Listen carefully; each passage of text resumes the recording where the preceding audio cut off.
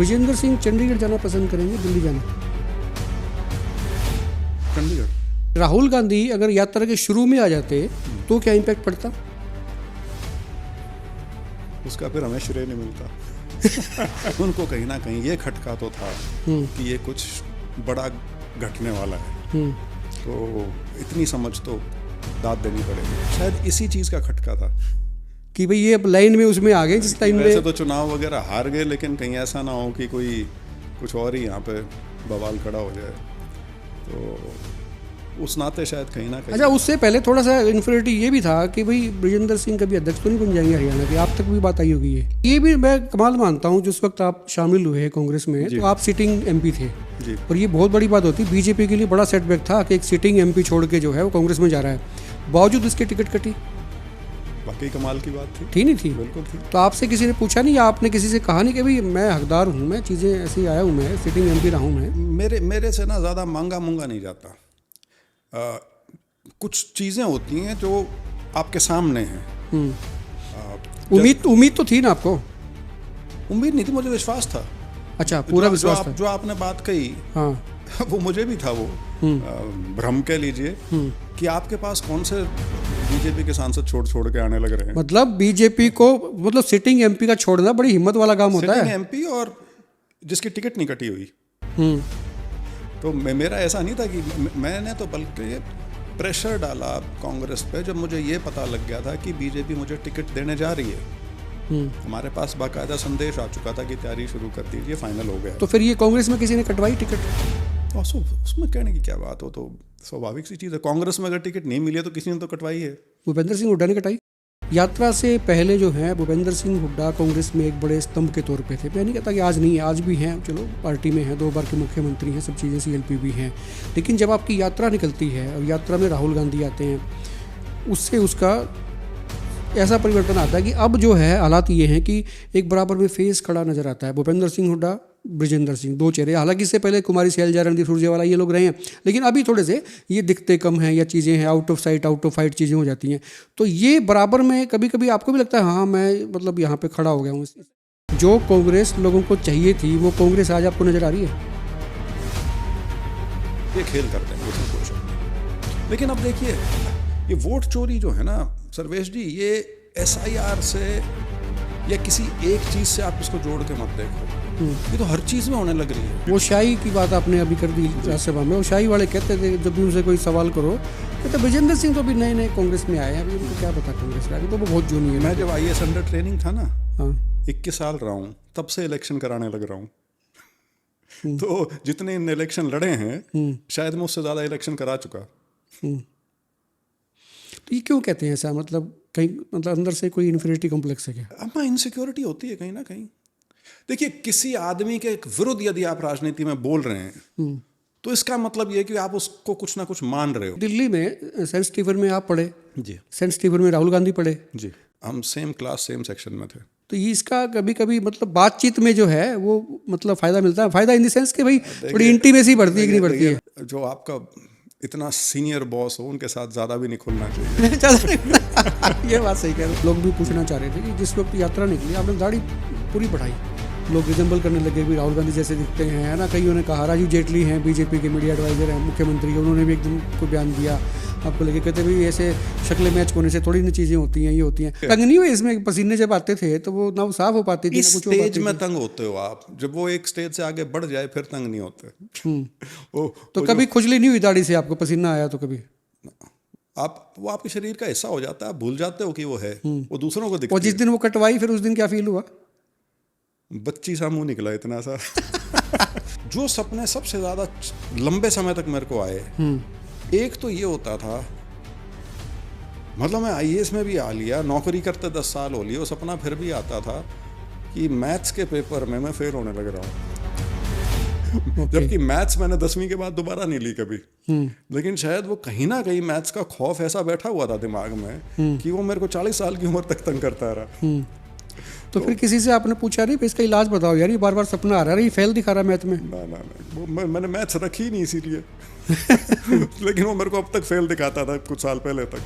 अब कई बार लोग ना ये चीज़ कह देते हैं यात्रा के आखिरी के कुछ दिनों में भी और उसके बाद ख़ास तौर पे कि ट्रॉय साहब एक चीज़ है, बुरा ना मानियो, अब लोग ब्रजेंद्र को ब्रजेंद्र के तौर पे जानने लग गए, वो ही फील्स प्राउड। चौधरी वीरेंद्र सिंह को देखो, ये कभी कभी लगता तो है ही ना कि भी बेटा मुख्यमंत्री कुर्सी पे आए, ईमानदारी से।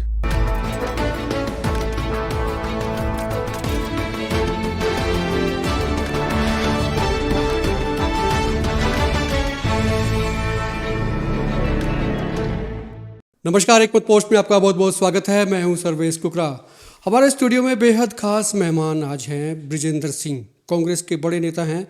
हाल ही में सद्भाव यात्रा निकाली, पूर्व के सांसद हैं। और इससे भी बड़ी बात ये कि राहुल गांधी इनकी यात्रा में शामिल होते हैं और उन तमाम अटकलों को, तमाम कयासों को और उन तमाम जो बयानात जिनके आ रहे थे कि राहुल गांधी तो नहीं आएंगे, ये यात्रा तो पार्टी की है ही नहीं, उनके ऊपर हथौड़ा सा मार दिया ब्रिजेंद्र सिंह जी। और इससे पहले आईएएस भी रहे हैं, वो किस्से कहानियाँ सब आपको मालूम है। लेकिन सीधी सीधी सियासी बातें करेंगे सर।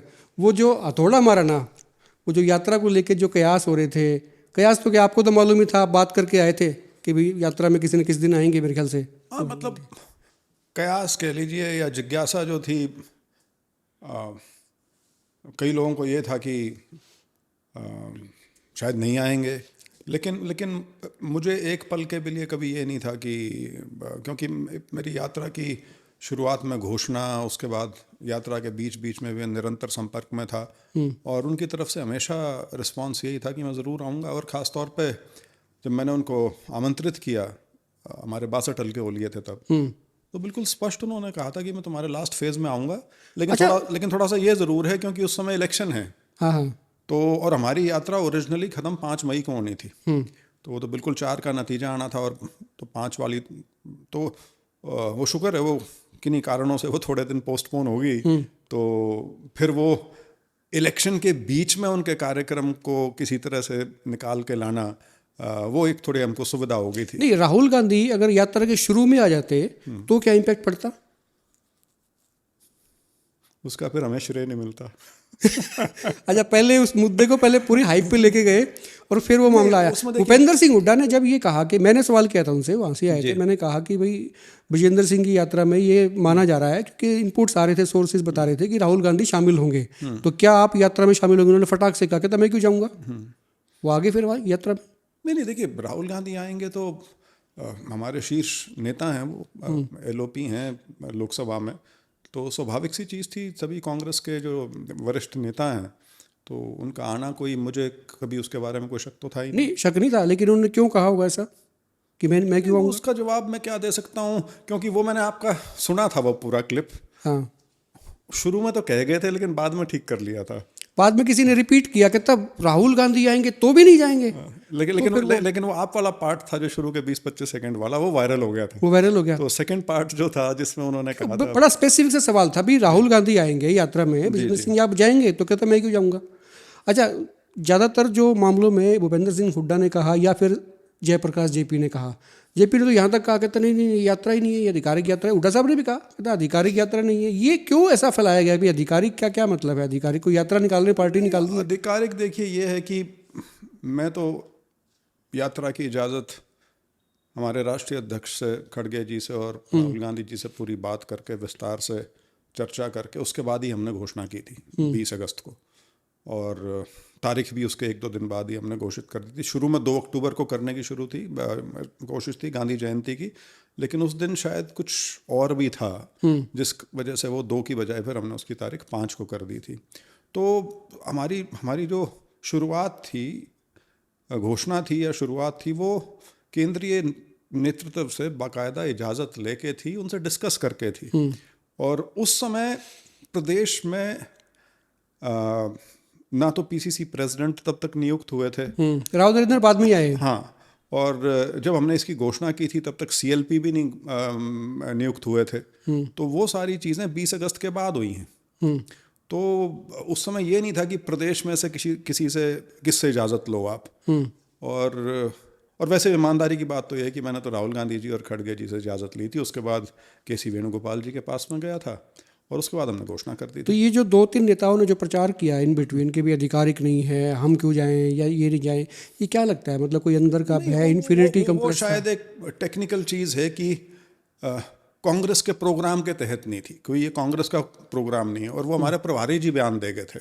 या फिर बृजेंद्र सिंह से डर था कि वो आगे बढ़ रहे हैं, दौड़ रहे हैं, मतलब डर लोग तो ज्यादा- नहीं, लेकिन कुछ ना कुछ संशय तो ज़रूर था। निशन से किस तरह का?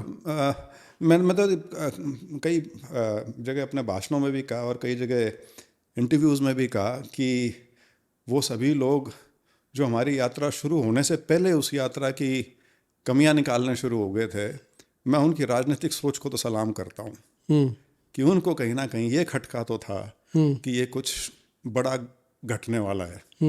तो इतनी समझ तो दाद देनी पड़ेगी। नहीं तो ये जो छप्पर लगा, क्योंकि देखिए ये एक ऐसा व्यक्ति और उसके पिता और हमारा जो ग्रुप था जिनके बारे में ये कहा जाता था कि ना एमपी हैं ना एमएलए हैं, सो उस नाते वाकई हम कुछ थे भी नहीं यदि पद के हिसाब से बात करो तो। हाँ, ये ज़रूर है कि जिस दिन यात्रा की घोषणा हुई थी उससे एक दिन पहले ही मुझे AICC का जो फॉरेन अफेयर्स का जो डिपार्टमेंट है उसका वाइस प्रेसिडेंट नियुक्त हुआ था मैं, बट अन्यथा ऐसा तो कुछ नहीं था कि नहीं MP MLA होना कोई ज़रूरी नहीं समझता। मैं तो ये मानता हूँ कि सर छोटू राम के आप नाती हैं, उनकी लेगेसी को साथ लेके आप चलते हैं। बीरेंद्र सिंह के आप बेटे हैं जिनका एक बड़ा कद रहा है, जिन्होंने सरकारें बनाई हैं, सब चीज़ें हुई हैं। आप खुद जो हैं IAS रहे हैं, पूर्व सांसद रहे हैं, तो और किस चीज़ की ज़रूरत थी उसमें? नहीं, शायद इसी चीज़ का खटका था कि भाई ये अब लाइन में उसमें आ गए जिस लाइन में। वैसे तो चुनाव वगैरह हार गए, लेकिन कहीं ऐसा ना हो कि कोई कुछ और ही यहाँ पे बवाल खड़ा हो जाए, तो उस नाते शायद कहीं ना कहीं। अच्छा, उससे पहले थोड़ा सा इन्फिनिटी ये भी था कि भाई बृजेंद्र सिंह कभी अध्यक्ष तो नहीं बन जाएंगे हरियाणा के? आप तक भी बात आई होगी, ये कुछ लोगों को था। देखिए, उन चीज़ों को मैं सिर्फ और सिर्फ वो अंग्रेजी में कहते हैं ना, क्रिएशंस ऑफ फर्टाइल माइंड्स, वो तो वो मानता हूँ। मेरे को अभी भी याद है कि मेरा सोनीपत से लोकसभा का जिक्र हुआ था, जबकि सोनीपत से कोई नाम नहीं, किसी ने दे नहीं रखा, हमने मांग नहीं रखा, लेकिन एक चर्चा का विषय था। इसी तरह से ये जो अध्यक्ष वाली बात है, और मैं मन में सोचता था मैं तो कांग्रेस में 1 साल पहले आया हूँ, तो वो बड़ी अव्यवहारिक सी बातें थी, लेकिन हाँ चर्चा थी। ये तो क्योंकि सुनने में सोशल मीडिया के माध्यम से तो वैसे ही आजकल कोई ऐसी चीज़ नहीं है जो दबी रह जाए, तो सोशल मीडिया के माध्यम से वो हम तक भी पहुंच जाती थी उस तरह की बात, लेकिन कभी भी किसी भी स्टेज पे ऐसा कुछ नहीं था। ना हमने बात की थी कहीं, ना किसी से कहलवाई थी, और ना हमको किसी ने कहा था, तो कहीं कुछ नहीं था, लेकिन हाँ चर्चा में था। अच्छा, ये भी मैं कमाल मानता हूँ, जिस वक्त आप शामिल हुए कांग्रेस में तो आप सिटिंग MP थे जी। और ये बहुत बड़ी बात होती है, बीजेपी के लिए बड़ा सेटबैक था कि एक सिटिंग MP छोड़ के जो है वो कांग्रेस में जा रहा है, बावजूद इसके टिकट कटी। वाकई कमाल की बात थी नहीं थी? बिल्कुल थी। तो आपसे किसी ने पूछा नहीं या आपने किसी से कहा नहीं कि भाई मैं हकदार हूँ, मैं चीज़ें ऐसे ही आया हूँ, मैं सिटिंग MP रहा हूँ? मैं मेरे से ना ज़्यादा मांगा नहीं जाता। कुछ चीज़ें होती हैं जो आपके सामने हैं। उम्मीद तो थी ना आपको? उम्मीद नहीं थी, मुझे विश्वास था। अच्छा, पूरा विश्वास था। जो आपने बात कही, हाँ, वो मुझे भी था, वो भ्रम कह लीजिए कि आपके पास कौन से बीजेपी के सांसद छोड़ के आने लग रहे हैं। मतलब बीजेपी को, मतलब सिटिंग MP का छोड़ना बड़ी हिम्मत वाला काम होता है। सिटिंग MP और जिसकी टिकट नहीं कटी हुई। तो मेरा ऐसा नहीं था कि मैंने तो बल्कि ये प्रेशर डाला कांग्रेस पे जब मुझे ये पता लग गया था कि बीजेपी मुझे टिकट देने जा रही है। हमारे पास बाकायदा संदेश आ चुका था कि तैयारी शुरू कर दीजिए, फाइनल हो गया। तो फिर ये कांग्रेस में किसी ने कटवाई टिकट? और उसमें कहने की क्या बात हो, तो स्वाभाविक सी चीज़ है। कांग्रेस में अगर टिकट नहीं मिली है तो किसी ने तो कटवाई है। भूपेंद्र सिंह हुड्डा ने कटाई? नहीं, वो तो उसके लिए कोई एक व्यक्ति या किसी एक ग्रुप को आप नहीं दोषी ठहरा सकते। वो शायद हमारी भी कमी रही कि मेरी कमी रही कि मेरे अंदर इतनी राजनीतिक परिपक्वता नहीं थी। हालांकि मैं उस चीज़ को शायद आगे जाके भी कभी ना करूं, सौदेबाजी मेरे से नहीं होती। और ये यात्रा भी एक वही चीज़ है कि अपनी तरफ से एक प्रयास करके दिखाना है। अब इसकी मैं क्या वकालत करूं? ये आपने कहा भी एक व्यक्ति तो नहीं थे, मतलब, लेकिन मल्टीपल ताकतें जो भी रही होंगी उसमें हुड्डा साहब भी शामिल हो सकते हैं। नहीं, देखिए, हम नए कांग्रेस में आए थे। नए क्या मतलब 1-1.5 महीना ही हुआ होगा, 1-1.5 महीना। तो ठीक है, क्योंकि हमें इतना अंदेशा नहीं था कि कांग्रेस में सिस्टम जो है वो किस प्रकार से अब काम कर रहा है। नहीं, वैसे तो उससे तो क्या फ़र्क पड़ता है? रणजीत सिंह चौटाला को जो है ना, खट्टर साहब तुरंत लेके आए थे, नेक्स्ट डे टिकट दे दी उनकी, या उसी दिन दे दी, सेम डे। नहीं, वो तो लाए इसलिए थे ना कि देनी थी। हाँ, अलाइज ली थे। मैं तो किसी से बातचीत करके आया नहीं था प्रदेश में, तो मैंने किसी को जिक्र तक नहीं किया था। मेरी तो सारी कांग्रेस में आने की बातचीत जो थी वो सिर्फ 3 लोगों से थी, राहुल गांधी जी से, खड़गे जी से, और खुद मुझे ये निर्देशित किया गया था कि आप जनरल सेक्रेटरी। अच्छा, राव नरेंद्र को मैंने नोटिस किया, यात्रा जब आपकी शुरू हुई, पहले तो वो भी थोड़े से उन्हीं के साथ थे भी, हाँ ऑफिशियल नहीं है, तो थोड़ी सी किनारे पे, हाशिए पे, जैसे कह सकते हैं ना, बियॉन्ड द लाइन थे कि भाई कैसे जाएं या किसी को कहें या ना करें। लेकिन राहुल गांधी जब आए आपकी यात्रा में, उसके बाद फिर वो भी खुल के आ गए। नहीं, राहुल गांधी जी ने मंच से जब ये कह दिया कि इस यात्रा को मेरा समर्थन है, इस यात्रा को प्रदेश कांग्रेस का समर्थन है, और इस यात्रा को इंडियन नेशनल कांग्रेस का समर्थन है, उसके बाद ही आए थे राव। उसके बाद तो कुछ बचता नहीं। और राव साहब का मैं धन्यवाद करना चाहूँगा कि उस दिन के बाद से वो हमारी यात्रा में बादली हल्के में भी शामिल हुए, और उसके 4 दिन बाद ही उसका समापन जब रोहतक में था, तो वहाँ भी वो आए। उससे पहले वो भी परहेज कर रहे थे। उससे पहले तो क्योंकि एक वो जब प्रभारी ही एक लाइन दे जाए, लेकिन फिर उनका दिल खुल गया, फिर वो खुल के आगे, और ऐसा खुल के आगे कि फिर वो लगने लगा कि भाई हाँ, भूपेंद्र सिंह हुड्डा से अलग हो गए ये। नहीं, उनका देखिए, वैसे भी उनका हमारी यात्रा के प्रति हमेशा बड़ा पॉजिटिव रुख था, और उनका जो खुद का विधानसभा क्षेत्र है या ज़िला है, तो वहाँ के जिला के अध्यक्ष भी हमारे साथ पूरी यात्रा में थे, और उनके लोग भी हमारी यात्रा मतलब किसी अध्यक्ष ने हिम्मत जुटाई कि भाई भूपेंद्र सिंह हुड्डा जब नहीं चाहते हैं तो उससे इतर होके जो है फिर वो सपोर्ट कर रहे हैं ब्रजेंद्र सिंह को। देखिए, मेरा तो हमेशा ये मानना है, कांग्रेस पार्टी में या किसी भी राष्ट्रीय दल में, जब शीर्ष राष्ट्रीय नेतृत्व, एक तो होता है सिग्नल करना, और एक होता है स्पष्ट कह देना, निर्देश दे देना, उसके बाद तो किसी की गिनती बचती नहीं। उसके बाद तो लोग अपनी छोटी राजनीति के हिसाब से फिर भी अगर कहीं बंधे रहें तो बंधे रहें, अन्यथा जब ऊपर से ही क्लियर कट इंस्ट्रक्शन आ जाए तो क्या रह जाता है उसके। लेकिन मैंने ये नोटिस किया है ब्रजेंद्र सिंह जी, यात्रा से पहले जो है भूपेंद्र सिंह हुड्डा कांग्रेस में एक बड़े स्तंभ के तौर पे थे। मैं नहीं कहता कि आज नहीं है, आज भी हैं, चलो पार्टी में हैं, 2 बार के मुख्यमंत्री हैं, सब चीज़ें CLP भी हैं।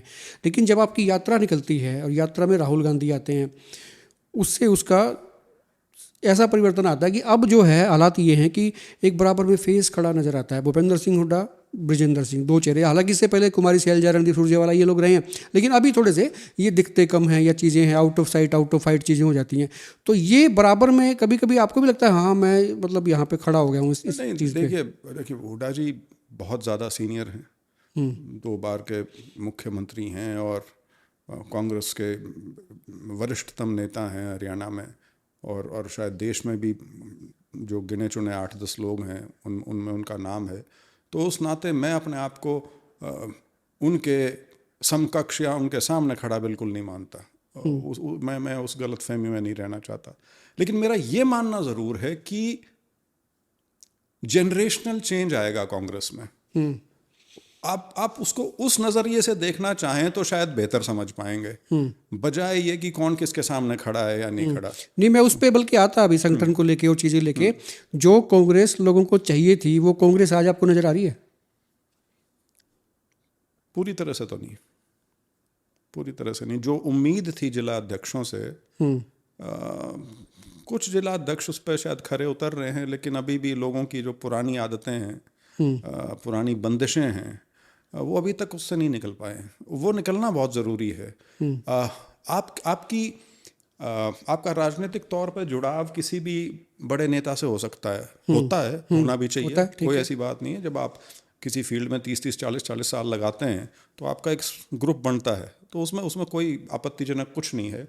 लेकिन जब आपको पदाधिकारी बना दिया जाता है, और ख़ास तौर पर जब आप शीर्ष पद पे हैं, चाहे वो जिला अध्यक्ष का हो या जिला अध्यक्ष का हो या प्रदेश अध्यक्ष का हो, तो आपसे उम्मीद जो है वो आपका गुट कह लीजिए या आपकी पसंद कह लीजिए, सिर्फ उससे आप अपने उस पद को नहीं चला सकते।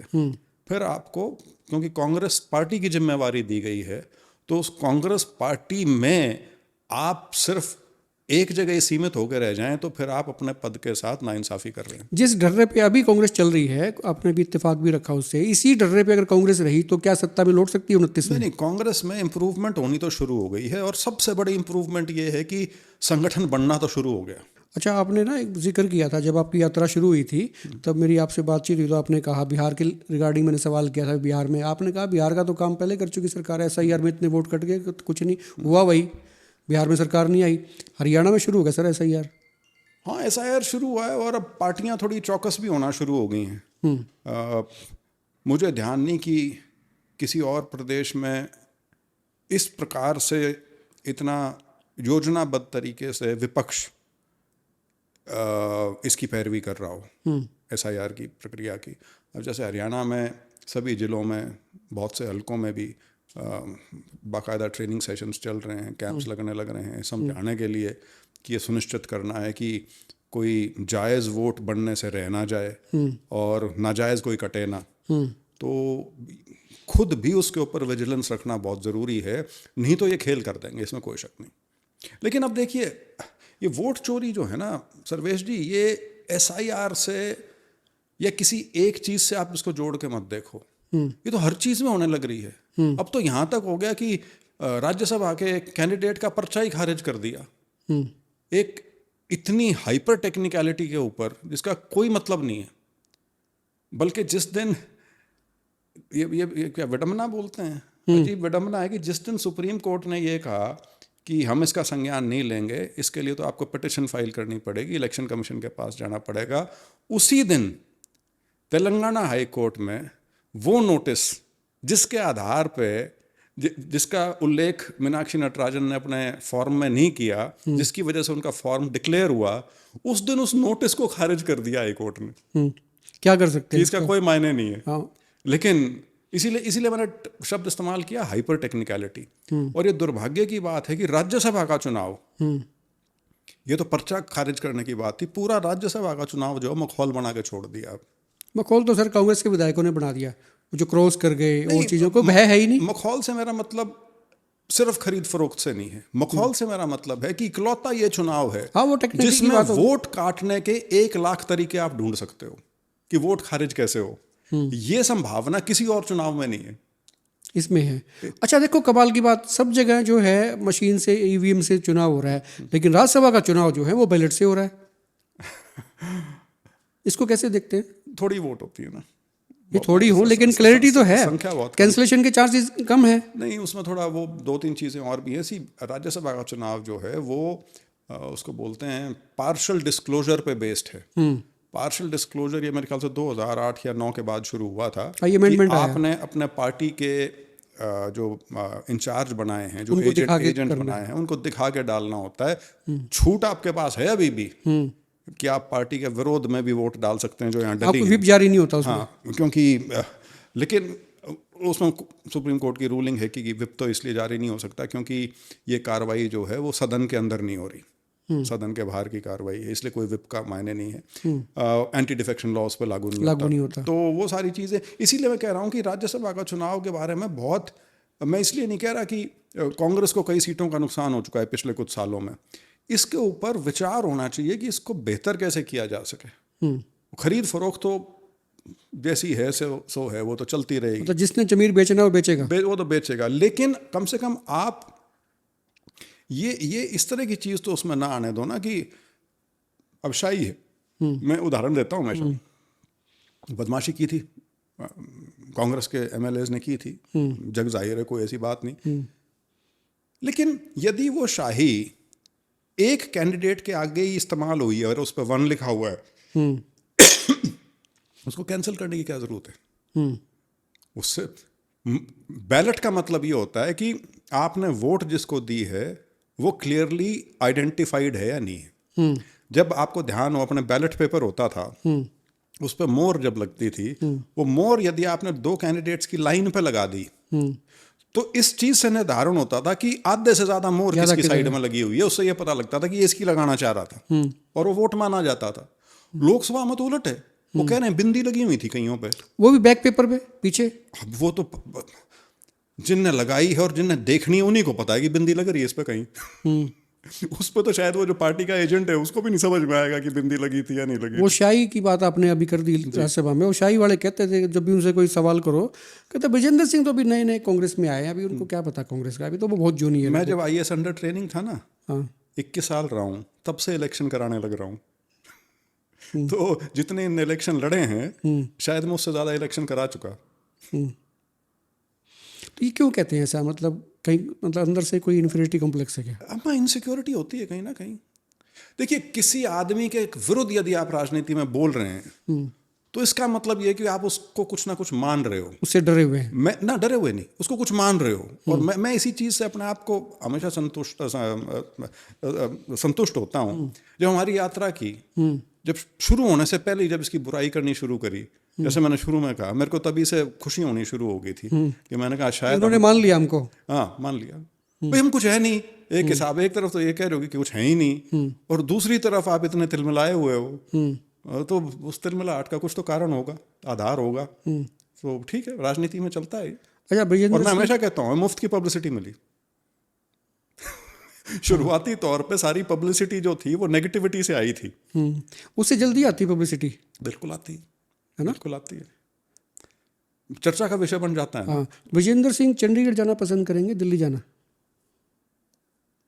चंडीगढ़ मतलब विधानसभा का चुनाव लड़ना पसंद करेंगे? हाँ बिल्कुल, विधानसभा। तो ये भी मान के चले, थोड़ा सा देखो होता है भाई, सर छोटू रामा बहुत बड़ा नाम, किसानों के नेता, सब सम्मान देते हैं, और मतलब एक हिस्ट्री है, वो लेजेंडरी रहे हैं, उनकी लेगेसी आपके साथ में है। आपके फादर साहब किंग मेकर की भूमिका में रहे हैं, और इच्छाएं तो होती हैं, वो ना बन पाए, लेकिन बेटे के लिए कई बार इच्छा तो होती है ना कि चलो मैं नहीं बन पाया, लेकिन बेटा किसी दिन इस कुर्सी पे आ जाए, मुख्यमंत्री कुर्सी पे। एक चीज़ तो मैं स्पष्ट करना चाहता हूँ, सर छोटू राम की हम पारिवारिक विरासत है हमारे पास, राजनीतिक तौर पे उसका प्रयोग हम नहीं करते। मेरे को बहुत लोग कहते हैं कि जी आप अपनी हर स्पीच में सर छोटू राम का जिक्र किया करो।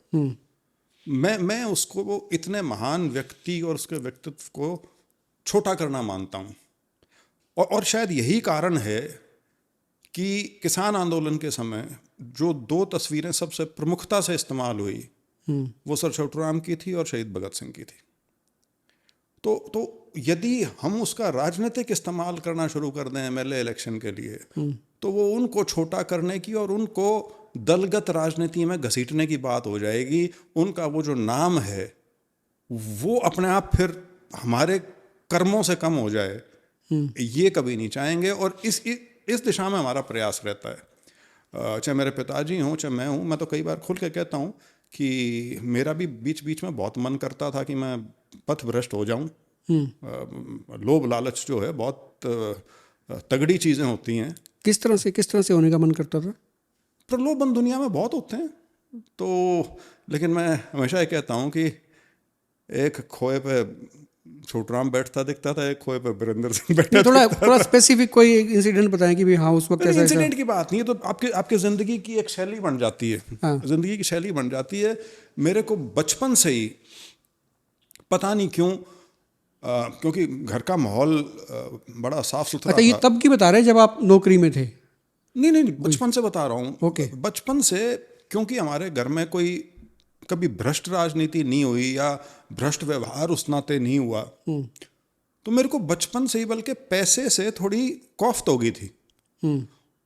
उसका नुकसान ये हो गया कि मेरा दिमाग बंद हो जाता था जब मैं कोई आंकड़े अपने सामने देखता था। तो उस नाते वो एक नेगेटिव भी था। लेकिन ये ज़रूर था कि वो जो बचपन से जो एक आदत पड़ी, उसने हमेशा इल गॉटन वेल्थ जिसको बोलते हैं, गैर कानूनी तरीके से किसी भी प्रकार का, चाहे वो संपत्ति किसी भी प्रकार से हासिल करने की बात हो, उसका ख्याल ही दिमाग में नहीं आया कभी। शायद उस तरह की उसी वजह से धूर्तता भी नहीं आई। और कभी अपने काम करने में ये विचार भी नहीं आया कि बहुत सावधानी से करना चाहिए। क्योंकि मेरे को शुरू में जब मैं नौकरी में नया आया था तो एक सीनियर अफसर ने कह दिया था कि बेटा एक चीज़ का ध्यान रखना, अगर सही नीयत से काम कर रहे हो तो अगर गलत भी हो गया ना तो वो ठीक हो जाएगा। सही बात है। तो मैं उस प्रिंसिपल पे चला। और हाँ देखिए, इतना ज़रूर है, इतनी सहूलियत तो है कि घर में सब कुछ था।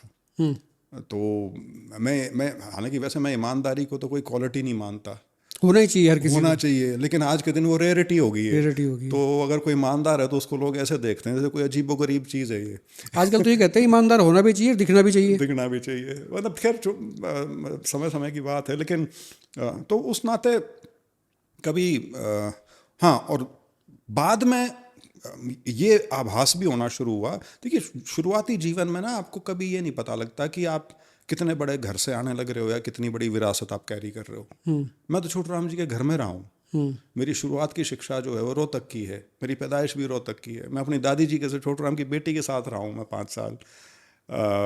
और मैं निरंतर उन लोगों से घिरा रहता था जो गांव देहात के आसपास के आते थे, ओके पे बैठते थे और सारा दिन बातें चलती थी। लेकिन तब आप बच्चे हैं और बहुत साधारण जीवन था, तो इस चीज़ का बोध ही नहीं था कोई। मेरे को अपने पिताजी के कद के बारे में बोध तब तक नहीं था ढंग का, जब तक मैं नौकरी के आखिरी कुछ सालों में और राजनीति में नहीं आ लिया था। वो तो राजनीति में आने के बाद पता लगा कि पिताजी कितने बड़े लीडर है। क्योंकि आप जिस माहौल में होते हो या जिस घर में होते हो, शायद आपको उस चीज़ का एहसास उस तरह से नहीं होता। हाँ, खुद के बारे में नहीं पता होता, खुद की शक्तियों का नहीं पता होता, और आप कहाँ खड़े, कैसे दिखते हैं, क्या करते हैं, जनता को पता होता है। वो सवाल थोड़ा सा रह गया बीच में, तो वो चौधरी वीरेंद्र सिंह को देखो, ये कभी कभी लगता तो है ही ना कि भाई बेटा मुख्यमंत्री कुर्सी पे आए, ईमानदारी से ना।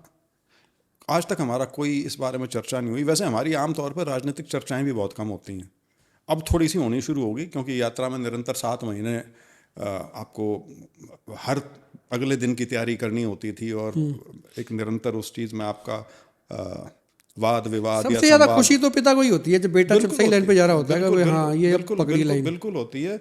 मैंने देखा है, अब कई बार लोग ना ये चीज़ कह देते हैं यात्रा के आखिरी के कुछ दिनों में भी और उसके बाद खास तौर पे कि ट्रॉय साहब एक चीज़ है, बुरा ना मानियो, अब लोग ब्रजेंद्र को ब्रजेंद्र के तौर पे जानने लग गए।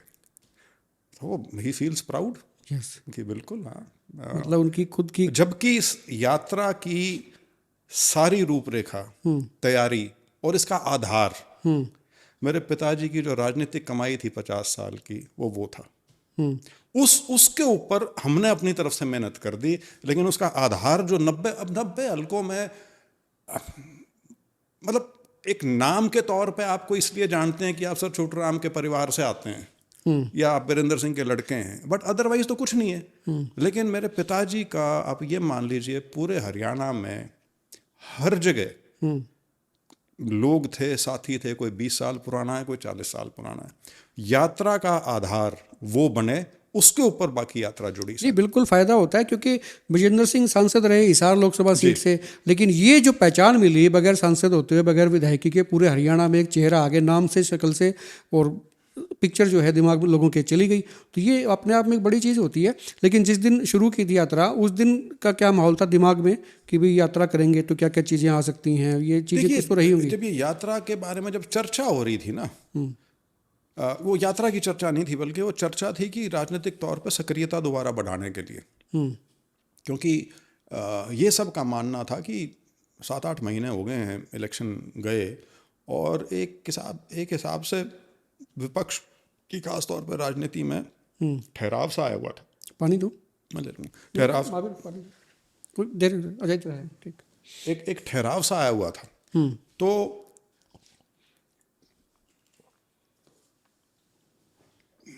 उस नाते ये था कि कुछ करना चाहिए, सक्रियता बढ़ानी चाहिए। लेकिन उसके बारे में जो चर्चा हो रही थी वो आम राजनीतिक तरीकों से हो रही थी। कार्यकर्ताओं से मिलना शुरू कर दो, हल्के की मीटिंग कर लो, लोकसभा की मीटिंग कर लो, जिला स्तर की कर लो, एक जो नॉर्मल इंटरेक्शन होती है।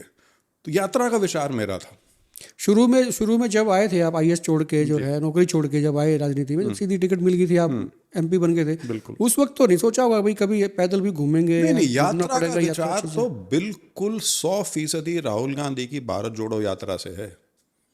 हालांकि उस समय मैं बीजेपी में था, लेकिन मैं उस यात्रा से इतना प्रभावित हुआ था कि मेरी बीवी ने कहना शुरू कर दिया था कि तू 1.5-2 घंटे देखता क्या है, इसमें चल रहा है, कोई भाषण नहीं है, कोई इंटरेक्शन उस तरह से नहीं हो रही जो आपको सुनने को मिल रही हो।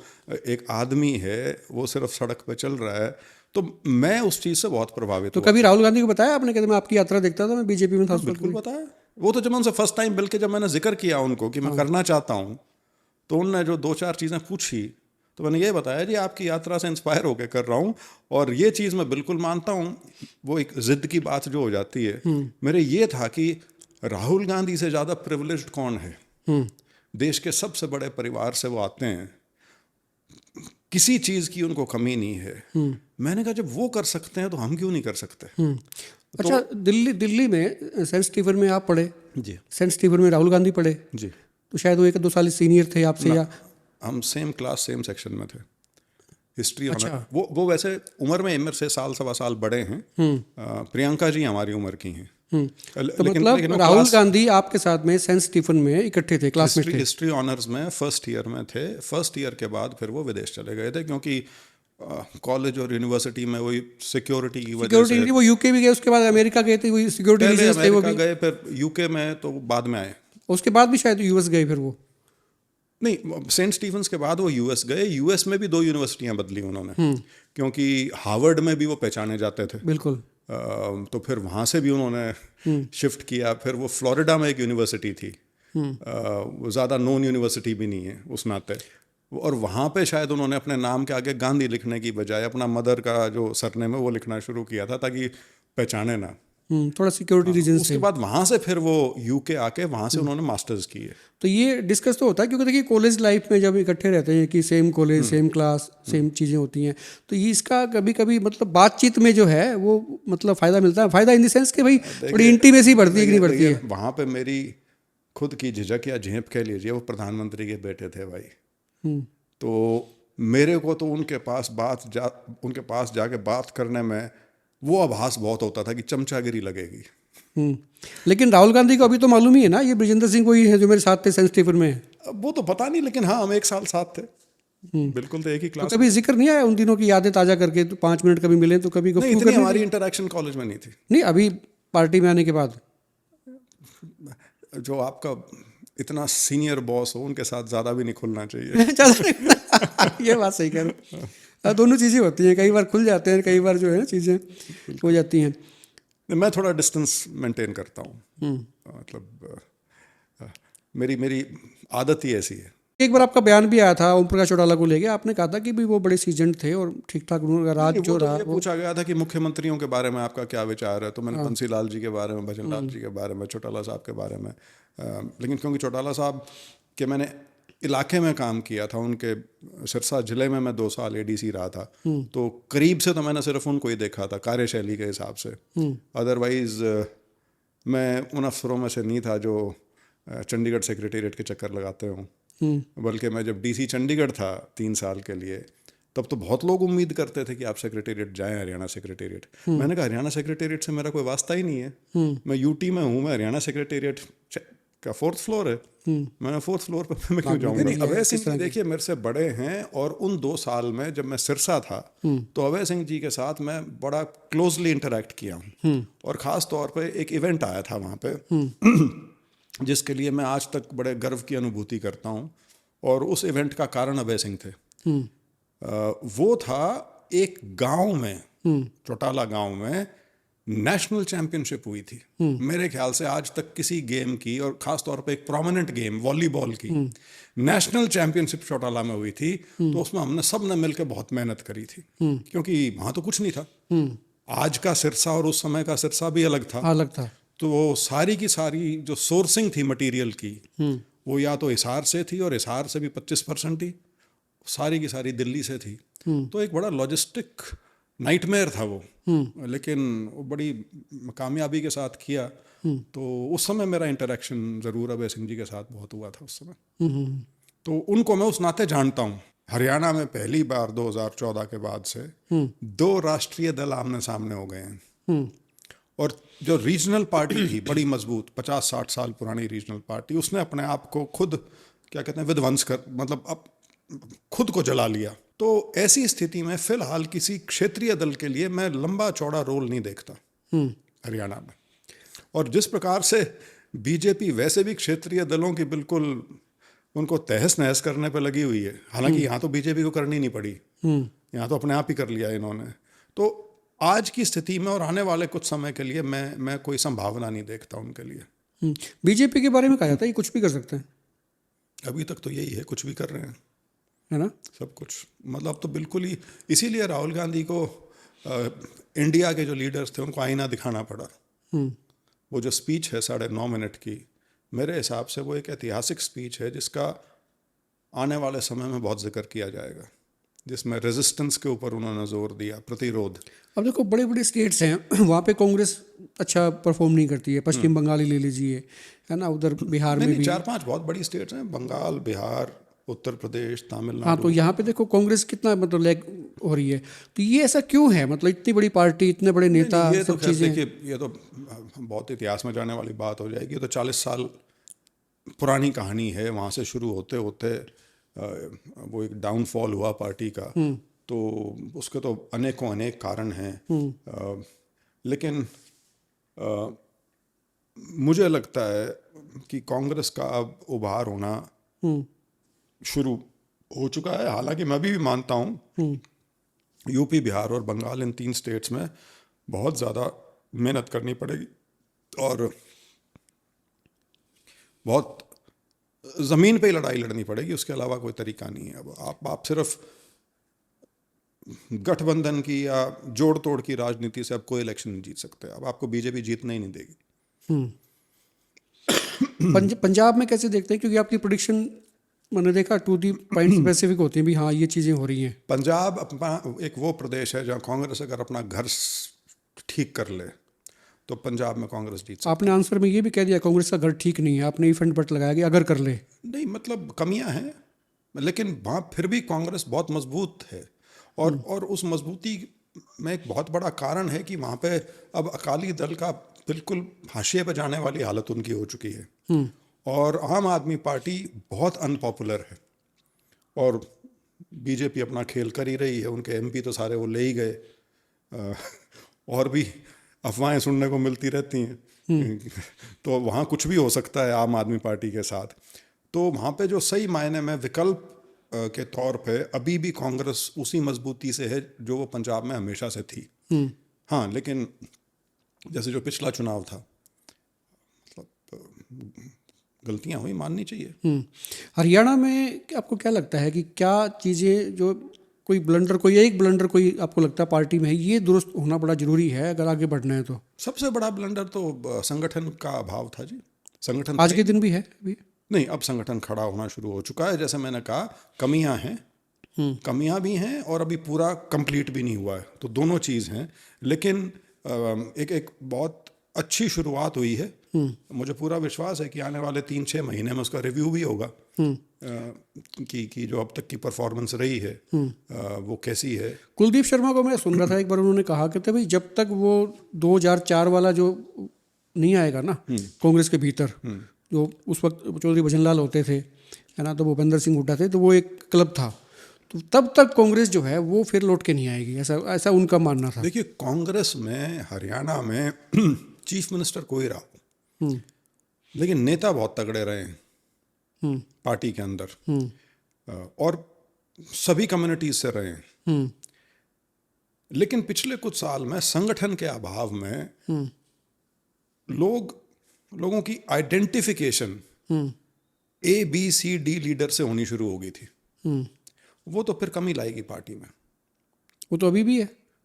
फर्क देखो रहेगी, हमेशा हर पार्टी में होती है। लेकिन जब आपके पास संगठन हो जाएगा तो उससे वो चीजें काफी हद तक ठीक हो जाती हैं। लेकिन अब कोई ये कहे कि बीजेपी में गुट नहीं है, भरमार है, लेकिन संगठन है, तो संगठन उसको पी जाता है सारे को। वो जो गुटबाजी भी जो है वो उसका भी हल कुछ ना कुछ निकल। कांग्रेस के संगठन में ताकत नहीं है, वो पी नहीं सकता है ना, उसका हाजमा ठीक नहीं है। नहीं, वो संगठन बहुत साल रहा नहीं, तो इसलिए थोड़ा समय लगेगा। इससे ज़्यादा कुछ नहीं, ठीक हो जाना चाहिए। ये जो 2024 के चुनाव में ये जो गाने चले थे कि हुड्डा आएगा, सरकार बनाएगा, इससे नुकसान हुआ पार्टी को, बजाय ये कि कांग्रेस आएगी, सरकार बनाएगी? वो तो सब मानते हैं कि वोट तो कांग्रेस के नाम का है। वोट तो कांग्रेस के नाम का है। तो कुछ लोग क्या देते हैं कि पोलराइज इसी वजह से हुआ, ये नारा लग गया कि भाई ये एक व्यक्ति विशेष को अपनी सोचने की बात है कि पोलराइजेशन का ये कारण रहा। बीजेपी उसकी तो सारी राजनीति पोलराइजेशन पे बेस्ड है। तो वो तो ढूंढते हैं। आपको ध्यान हो, जब राहुल गांधी बिहार में गए थे, जब वो फंक्शन खत्म हो चुका था, सारे लीडर्स जा चुके थे, इसके उनके सबके जाने के बाद एक कोई लोकल आदमी वहां भाषण दे रहा है और उसमें उसने कोई उठपटांग चीज कही, उसको कैच कर लिया, उसको कैच करके और उसको ऐसा बना दिया जैसे राहुल गांधी की स्टेज पे से ये भाषण हुआ, राहुल गांधी जी की मौजूदगी में हुआ, पूरी कांग्रेस और आरजेडी वहां पे थी। तो तो वो जो पोलराइजेशन की राजनीति है, तो वो तो बीजेपी करती है, कांग्रेस करती नहीं। लेकिन एक परसेप्शन जरूर था कि कांग्रेस कहीं ना कहीं संकुचित होकर रहेगी और उसका नुकसान हुआ। अभी आपको क्या लगता है कि भी 2029 तक जो है क्या क्या बड़े चेंज जो है पार्टी को कर लेने चाहिए? एक दो बड़े चेंज, जैसे आपने कहा कि संगठन का एक तो आप करेंगे, वो बन में क्या चीज़ें हुई हैं, एक दो चेंज अभी भी ज़रूरत है जो करने ही चाहिए, जिसमें देरी हो रही है। संगठन, दूसरा और वो दायित्व प्रदेश अध्यक्ष का है। प्रयास ये रहना चाहिए कि सबको साथ लेके चलें, जो कि बहुत ज़रूरी है, क्योंकि हरियाणा प्रदेश भले ही छोटा है लेकिन बहुत तगड़े नेता हैं यहाँ पे। तो नेता की कोई कमी नहीं, सबसे मतलब अच्छा देखिए ना, बीजेपी के भीतर भी कांग्रेस के नेता के और इन्फ्लुएंशियल हैं वो। हाँ। अपने अपने इलाकों में उन लोगों की पकड़ है। और तो उस नाते, जैसे मेरे को ये और पत्रकार साथी कह रहा था, कहता जी कौन सी पार्टी है पूरे देश में जो एक प्रदेश में 12-15 नेता आज भी गिना सके, जबकि विपक्ष में तीसरी बार आए हैं, फिर भी मजबूत नेता हैं वो। तो ये बात सच है। इसीलिए मैंने कहा हरियाणा में बहुत मजबूत है कांग्रेस, जैसे मैंने पंजाब का जिक्र किया, बशर्ते हम अपना घर थोड़ा ठीक कर लें। अच्छा, एक वो क्यूरियोसिटी थी, लोग भी पूछना चाह रहे थे कि जिस वक्त यात्रा निकली आपने दाढ़ी पूरी बढ़ाई, लोग रिजेंबल करने लगे भी राहुल गांधी जैसे दिखते हैं, है ना। कईयों ने कहा, राजीव जेटली हैं बीजेपी के मीडिया एडवाइजर हैं मुख्यमंत्री के, उन्होंने भी एक दिन को बयान दिया आपको लेके, कहते भाई ऐसे शक्लें मैच होने से थोड़ी ना चीज़ें होती हैं, ये होती हैं। तो ये जो दाढ़ी बड़ी करने का कोई संकल्प लिया हुआ था, ये बड़ी होगी, इसका क्या फ़ायदा नुकसान रहा? संकल्प सिर्फ एक था कि यात्रा कंप्लीट करूंगा, उससे पहले नहीं कटाऊंगा, कोई साथ आए या ना आए, तो उससे पहले दाढ़ी नहीं कटाऊंगा। ये दाढ़ी का कोई संकल्प नहीं था। दाढ़ी तो जिस समय मैंने यात्रा शुरू करी इतनी थी। नहीं तो फिर ये तंग नहीं हुए इसमें? पसीने जब आते थे तो वो ना वो साफ हो पाती थी, इस स्टेज में तंग होते हो आप, जब वो एक स्टेज से आगे बढ़ जाए फिर तंग नहीं होते। तो कभी खुजली नहीं हुई दाढ़ी से? आपको पसीना आया तो कभी? वो आपके शरीर का हिस्सा हो जाता है, भूल जाते हो कि वो है, वो दूसरों को दिखती है। और जिस दिन वो कटवाई फिर उस दिन क्या फील हुआ? बच्ची सा मुंह निकला इतना सा। क्योंकि देखिए कुछ ही कह लीजिए, मेरे को जिस दिन मैंने कटवाई मेरे को थोड़ा अफसोस था, क्योंकि वो मेरी पहचान बन गई थी। वो पहचान बन गई थी, मतलब वो यात्रा के साथ जब लोग मुझे जोड़ के देखते थे, तो वो उस आइडेंटिटी का हिस्सा थी। राहुल गांधी जी की एक चीज मैंने जरूर कॉपी की थी, वो थी सफेद टी शर्ट। यात्रा के दौरान मैंने पूरे यात्रा में सफेद टी शर्ट पहनी थी, क्योंकि मैं सफेद टी शर्ट को यात्रा तरह की चीज के लिए, या ये कह लीजिए यंगर जनरेशन के लिए, सफेद कुर्ते का विकल्प मानता हूँ। कि जो अब का जो युवा है, थोड़ा कंफर्ट भी रहता है चलने में, कमीज या जीन्स टी शर्ट वाला युवा है, तो जरूरी नहीं कि उसको सफ़ेद कुर्ता पजामा ही पहनना पड़े, बट सफ़ेद टी शर्ट रंग की वजह से एक प्योरिटी का साइन है, तो वो मैंने ज़रूर उनसे ली थी। तो विजेंद्र सिंह के ऐसे यार दोस्त हैं, शाम के वक्त फ़ोन आते हैं 8 बजे, कहता है आज यार घूम के आते हैं, कितने टाइम बाइंग ऐसे जाते हैं। मैं लेकिन मेरे दोस्तों का दायरा बड़ा सीमित है। वो मेरे ज़्यादातर जो दोस्त हैं वो स्कूल और कॉलेज वाले ही हैं, और कुछ संयोग ऐसा रहा कि मेरे को हरियाणा ही काडर मिल गया, तो दिल्ली और चंडीगढ़ मैं 2 जगह रहा हूँ सबसे ज़्यादा समय के लिए, या रोहतक रहा हूँ। तो ज़्यादातर मेरे जो यार दोस्त जो आप कहते हो वो वही हैं जो स्कूल कॉलेज। नहीं, वैसे कहा भी जाता है कि दोस्त जो है ना वो आपके 2 4 5 7 हो सकते हैं, बहुत ज़्यादा नहीं हो सकते। ये गलतफहमी होती है लोगों को कि मेरे तो 50 दोस्त हैं, मेरे 200 हैं। मेरे हैं, स्कूल कॉलेज के भी हैं, और उसके बाद कुछ IAS में भी मेरे अच्छी मित्रता है कई लोगों से, अपने बैच वाले। तो उस नाते हैं। तो शौक क्या क्या रहते हैं? शौक क्या क्या रहते हैं? घूमना रहता है, कोई घूमने का मेरे को इतना ज़्यादा शौक नहीं है। मेरा मन बहुत करता है पहाड़ों में जाने का, लेकिन पहाड़ तक पहुंचने की जो जर्नी है वो पहाड़ी जर्नी, उसमें मेरे को चक्कर बहुत आते हैं। तो उससे मैं सपने में पहाड़ दिखते हैं, उससे मैं झिझक जाता हूँ। सपने में पहाड़ आते हैं कभी? सपने में तो आजकल पिछले 8 महीने से वो जो हमारे गाने चलते थे यात्रा वाले वो आते हैं आजकल तो। गाने रिमिक्स हो रहे हैं। सपने तो कई बार बड़े दिलचस्प आते हैं। मेरे को एक पीरियड ऐसा था, और ये 5-7 साल पहले तक की बात है। अब पता नहीं सबकॉन्शियस लेवल पे कई चीज़ें कैसे काम करती हैं। मैंने भी थोड़ा बहुत वो फ्रॉइड को पढ़ा है, लेकिन जो सपने सबसे ज़्यादा लंबे समय तक मेरे को आए, एक तो ये होता था, मतलब मैं IAS में भी आ लिया, नौकरी करते 10 साल हो लिए, वो सपना फिर भी आता था कि मैथ्स के पेपर में मैं फेल होने लग रहा हूँ। जबकि मैथ्स मैंने 10वीं के बाद दोबारा नहीं ली कभी, लेकिन शायद वो कहीं ना कहीं मैथ्स का खौफ ऐसा बैठा हुआ था दिमाग में कि वो मेरे को 40 साल की उम्र तक तंग करता रहा। तो फिर किसी से आपने पूछा नहीं इसका इलाज बताओ यार, ये बार बार सपना आ रहा है, ये फेल दिखा रहा है मैथ में? ना, मैंने मैथ्स रखी नहीं इसीलिए। लेकिन वो मेरे को अब तक फेल दिखाता था कुछ साल पहले तक। तो वो तो सबकॉन्शियस में आपके क्या चल रहा है उसका कोई नहीं पता होता, और वो सपनों में आता है, वो उस तरह की कई चीज़ें आती हैं उस तरह की। शुक्रिया बात करने के लिए। विजेंद्र सिंह थे। सपनों में बेशक मैथ आता है और मैथ में फेल नज़र आते हैं, लेकिन राजनीति में पास हैं।